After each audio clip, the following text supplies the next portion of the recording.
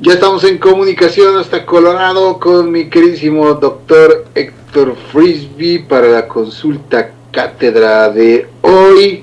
Y bueno, platicamos padecimiento de cáncer de colon, que es uno de los más letales, y llamó la atención recomendaciones para pues tener cuidado con estos padecimientos que muchas veces se disfrazan de otros, de cualquier cosa, o desestimamos a veces pensando que son problemas que es normal. A veces cometemos el error, ¿no?, de decir, yo soy estreñido, ¿no? No, yo padezco de acidez normal, o sea, como si fuera algo normal, ¿no?, en nuestras vidas. Entonces, a veces desestimamos que puedan tener estas consecuencias más graves, como, pues ya hablando de palabras mayores, un cáncer colorectal, que además entiendo es de los más letales, difíciles de tratar. Obviamente que por lo que la recomendación, como siempre, es acudir al médico y a una revisión en caso de cualquiera de estos padecimientos que se sospechan pueden ser algo más grave, y la mejor manera de prevenirlos, tratarlos y eventualmente curarlos, pues es justamente su detección, su diagnóstico temprano. ¿O no es así, mi querido Doc? ¿Cómo estás? Bienvenido. ¿Cómo están? Buenos días. Un saludo a todos. Sí, mira, como te explicaba, este cambio se empezó a hacer porque se han hecho exámenes estadísticos pues, durante mucho tiempo, pero a partir de 2012, el año 2012, 2016, se empezó a ver que había un incremento en la presentación de los casos de cáncer de recto, de la región anal y del colon, y había un incremento muy importante. Se había visto antes que la mayoría de los casos eran en pacientes mayores de 50 años, y las guías de la prueba que se hace para detectar si hay presencia de cáncer de colon es la colonoscopía. Es en realidad la que se hace. Al principio solamente se hacía una muestra del recto, o sea, se tomaba una muestra del excremento con una muestra del dedo y se ponía en una laminita y se veía si había sangre en las evacuaciones, pero esa prueba es bastante poco específica, porque incluso si comieron carne un día anterior, si tomaron cierto tipo de alimentos, la prueba se hace falsamente positiva. Entonces la prueba que se hace en realidad es la colonoscopía. Hay otra prueba que se hace, que es la detección de material genético en el excremento, que es una prueba que se realiza la persona en su casa, de una muestra de excremento, la manda por mensajería al laboratorio, lo analizan, y ahí se ve si hay células cancerígenas, y entonces, bueno, pues eso tiene una detección muy sensible, del cerca del 98%, y eso da una certeza por unos 5 años. La colonoscopia da una certeza por 10 años, siempre y cuando sea normal. Es más o menos como el Papa Nicolau. Si es anormal, pues hay que hacerlo antes. Entonces, en el 2018, en la guía de los servicios de prevención de los Estados Unidos, lo que se llama el United States Preventive Task Forces, el USPTFS, en ese se hizo la recomendación de que se bajara la edad de los 50 a los 45 años. Y la razón era esta, porque se había visto que en los últimos años había disminuido significativamente la edad de la presentación de los casos.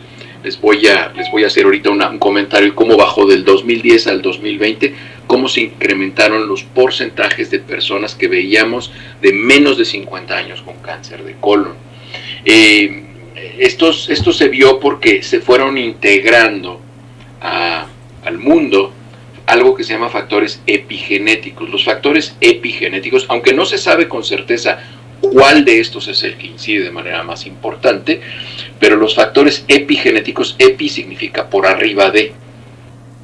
Por arriba de lo genético tenemos muchos factores ambientales. Como ya lo hemos platicado aquí, hay muchas personas que tienen información genética que los hace predisponentes a presentar ciertas enfermedades. El cáncer de colon es una de ellas, y si el paciente tiene esa predisposición a expresar cáncer de colon y se expone al factor epigenético que corresponde para que se presente, por ejemplo, comer muchos alimentos ahumados puede ser uno de ellos, el tabaquismo es uno de otros, y uno de los más frecuentes que se descubrió a partir de los años 90 y mucho más a partir del año 2000, que fue cuando se empezó a ver mucho más frecuente la presencia de cáncer de colon en hombres y mujeres menores de 50 años es los hábitos sexuales.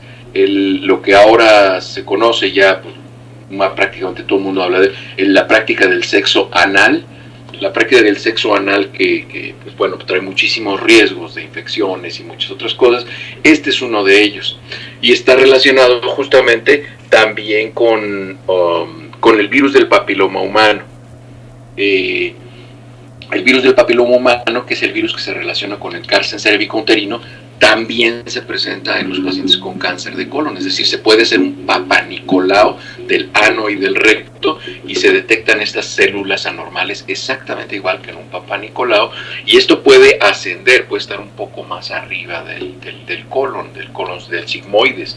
Entonces, este tipo de prácticas sexuales han sido muy importantes como determinantes para que migre la presentación de cáncer cervicouterino y se van al recto. Entonces, por eso hay hombres teniendo sexo con hombres o hombres teniendo sexo con mujeres que tienen infección por virus del papiloma humano, tienen condilomas, tienen este tipo de enfermedades y bueno, pues se incrementa mucho. Vimos que el cáncer de colon se incrementó de manera importante. Del año 2010, más o menos el 5% de casos de cáncer de colon se presentaban en personas menores de 50 años, y para el año 2020 ya se incrementó al 9%, aunque parece que son solo 4 puntos, pero es casi una duplicación de los casos. O sea, del 5% al 9% es prácticamente una duplicación del número de los casos. Y el cáncer rectal, que es de la parte final del recto y el ano, pasó del 2010 a ser el 11% de los casos de pacientes menores de 50 años, y en el año 2020, es decir, el año pasado, ya veíamos que esto se incrementó hasta en un 15%, es decir, el 15% de los pacientes de menos de 50 años tenían cáncer rectal y tenían menos de 50 años, ¿no? Entonces, esto invitó a que se hicieran las pruebas de detección, es decir, que se recomiende que un paciente se haga una colonoscopía cada 10 años o una prueba de detección de material genético en excremento cada 5 años a partir de los 45 años.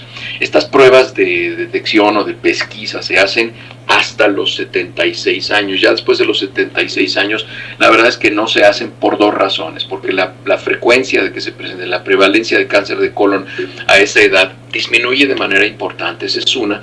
Además que el cáncer de colon no es de los más agresivos. El problema está en que la gente no se lo diagnostica, es igual que el cáncer de próstata, que la gente no va a hacerse examen de próstata porque le da pena y que porque me van a hacer el tacto, este tipo de cosas. Igual el cáncer de colon no se lo hacen, pues porque la colonoscopía es la introducción de una cámara a través del recto, pero los pacientes están dormidos, pero todavía sigue habiendo estos prejuicios de la gente. Y a mí lo que más me llama la atención es que muchas veces estas personas tienen hábitos sexuales de sexo anal, pero no se quieren hacer una colonoscopia.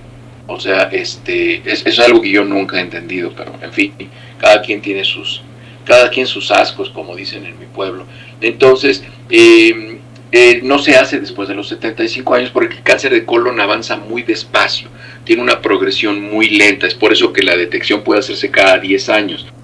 El problema es que no van, y los pacientes van a buscar ayuda al médico cuando ya bajaron de peso, cuando ya están sangrando por el recto, cuando ya no soportan el dolor abdominal, cuando ya intentaron una cantidad de remedios impresionantes, ya le hicieron caso a la abuelita, a la tía que sabe mucho y es muy acertada con los remedios. Entonces ya perdieron el tiempo pues con todos este tipo de remedios, ya llegan muy avanzados y obviamente pues muchas veces los pacientes llegan ya con cáncer metastásico y pues ya no hay nada que hacer, ¿no?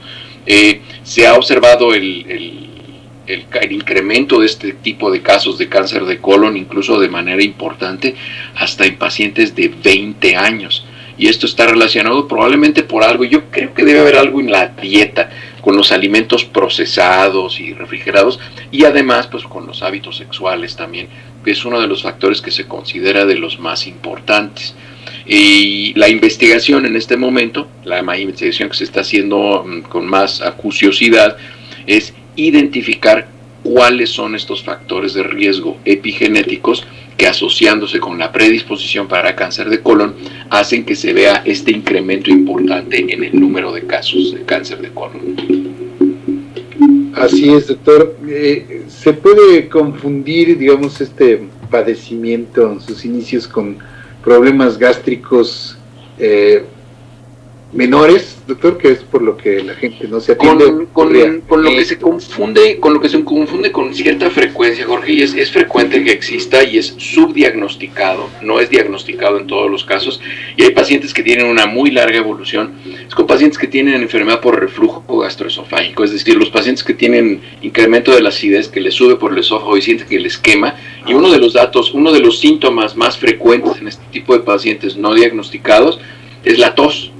Hay pacientes que tienen quemadura crónica de las estructuras de la laringe por el ácido que les sube del estómago y se la pasan tosiendo, o sea, tienen una tos así y sienten como que algo les quema, y eso es acidez, y eso está relacionado con una infección bacteriana por algo que se llama Helicobacter pylori, que es una bacteria que anormal que está en el estómago y se tiene que hacer pruebas de detección, ¿no? Hay pruebas, se puede hacer una prueba de detección en excremento, se puede hacer una prueba, los pacientes soplan en una bolsa y ahí se hace la prueba de detección de urea para el Helicobacter pylori, y hay diferentes pruebas, pero estos pacientes viven años con esta infección, y los pacientes con Helicobacter pylori tienen obviamente dolor abdominal, sensación de quemadura, pero tienen alternados episodios de diarrea con episodios de estreñimiento, distensión abdominal, dolor abdominal muy importante inmediatamente después de que comen, en fin, una serie de síntomas. Entonces,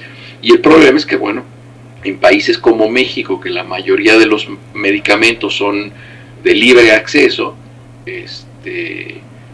pues no van al médico las personas, y tienen 20 años tomando omeprazol y no se les quitan los síntomas, y resulta que pues por 20 años tienen infección del Helicobacter pylori, entonces se hace una infección crónica por Helicobacter pylori. Entonces, y esto se detecta a través de los anticuerpos, de las inmunoglobulinas, principalmente la inmunoglobulina A es la que se incrementa cuando un paciente tiene una infección crónica por Helicobacter pylori, y estos pacientes pues se tratan, ¿no? Y el tratamiento es muy fácil, son 2 antibióticos con un inhibidor de la producción de ácido gástrico por 14 días, 2 veces al día, y con eso se les quita el Helicobacter pylori, y los pacientes se les quitan los problemas.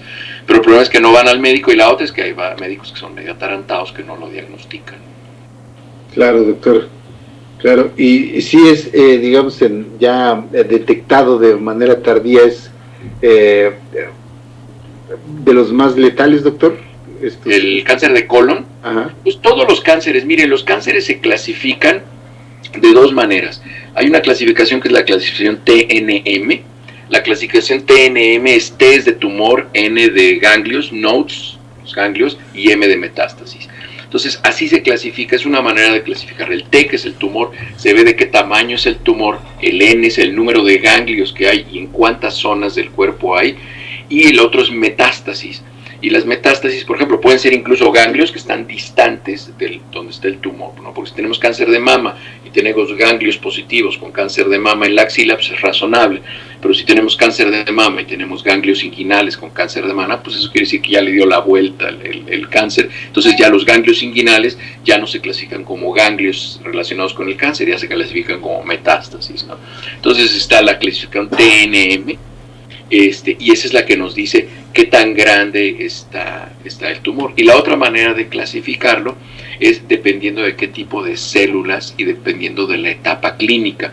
Y la etapa clínica, que es una clasificación clínica, y ya estamos con el paciente, porque aquí estamos clasificando el tumor, los ganglios y las metástasis. O sea, estamos haciendo una clasificación del tumor, de cómo se está comportando el cáncer.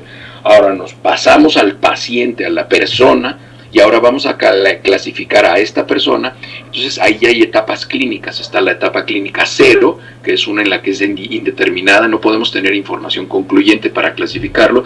La etapa 1, que quiere decir que es un carcinoma que está localizado en esa zona. El 0 también puede ser que esté in situ, es decir, que está nada más adentro de las células de esa zona. Luego existe la etapa clínica 2, la 3, habitualmente hasta la 3 es cuando los pacientes pueden potencialmente curarse, y luego la etapa 4, que es cuando ya hay metástasis, es una enfermedad avanzada, ¿no? En la etapa clínica 3 es más o menos, es una enfermedad local, regional, avanzada. Hasta ahí se puede curar al paciente. Ya después de eso, pues se les dan tratamientos de diversos tipos, pero ya es cuando se va viendo. Y dependiendo de la etapa clínica del paciente y dependiendo qué tipos de células sean, entonces se hace lo que se llama la expectativa de vida. Por los pacientes de cáncer les interesan dos cosas: ¿cuánto voy a vivir? Me va a doler mucho y voy a sufrir mucho. Esas son las dos preguntas que hacen. Entonces, a partir de ahí ya se hacen las estimaciones estas que se le explica al paciente. Pues sabe que con la etapa clínica que usted tiene, el tipo de células que usted tiene, más o menos el 70% de los pacientes sobreviven 5 años. O sea, en 5 años me muero. No. Eso significa que el 70% de las personas viven 5 años, se tiene que hacer una reevaluación en qué etapa clínica está y se le vuelve a dar un pronóstico de vida. Puede ser que ahí le digamos, sabe que su cáncer está muy bien controlado, no está avanzando, no tiene ningún problema. Entonces ahora el 80% de los pacientes con su etapa clínica, con ese tipo de células, tienen expectativa de vida a 10 años. Entonces así es como se van haciendo los cálculos en oncología. No es que yo le pueda decir a un paciente, újule, pues con este cáncer, más o menos en 2 años, 2 meses, 48 días, eso no se puede hacer. Y si un médico les dice, en 2 años usted va a estar muerta, búsquense otro médico. Ese médico no sabe de lo que está hablando. Así no se hacen los cálculos en oncología, ¿no? Muy bien, doctor. Pues ahí está, como siempre, claro, pues la recomendación de asistir al médico, porque la detección temprana de y de cualquier tipo de cáncer, pues es fundamental, ¿no? Para el tratamiento y para la vida misma del paciente, doctor. Así es. Pregunta a Rolando, ¿qué tan confiable es la prueba del antígeno prostático? Miren, el antígeno prostático específico es simplemente es una sustancia que se produce en el tejido prostático, Rolando, y se puede incrementar. Habitualmente, en la mayoría de los casos se incrementa porque la próstata está inflamada. Los valores normales del antígeno prostático específico son hasta 4. Hasta 4 puede tener una persona de antígeno prostático específico que considera normal. Pero hay pacientes que tienen una hipertrofia prostática benigna. ¿Esto qué significa? Que la próstata está muy crecida, pero es benigno, no es maligno. Y pueden tener un antígeno prostático específico. Yo he visto pacientes que tienen hasta 11 de antígeno prostático, 12 de antígeno prostático específico, con una hipertrofia prostática benigna. El problema está en que, miren, la próstata es un órgano, imagínense una dona, un pan de dona. Y en el centro de esa dona es por donde pasa la uretra, el tubito, el cañito, como le dicen las personas, por donde sale la orina. La cáscara de la próstata es muy dura, no se expande tan fácilmente. Entonces, cuando la próstata crece, lo que hace es que va cerrando el espacio de la uretra, o sea, porque crece hacia adentro, cierra el hoyito de la dona, no puede crecer hacia afuera. Entonces, por eso es que los pacientes empiezan a tener dificultad para orinar. Y el tratamiento es con medicamentos que lo que hacen es que disminuyen el crecimiento de la próstata, nos dan más espacio y el paciente puede orinar más. ¿Qué tan útil es la prueba de la próstata? Es muy útil porque lo que tenemos que ver son dos cosas. En primer lugar, que no sea de más de 4.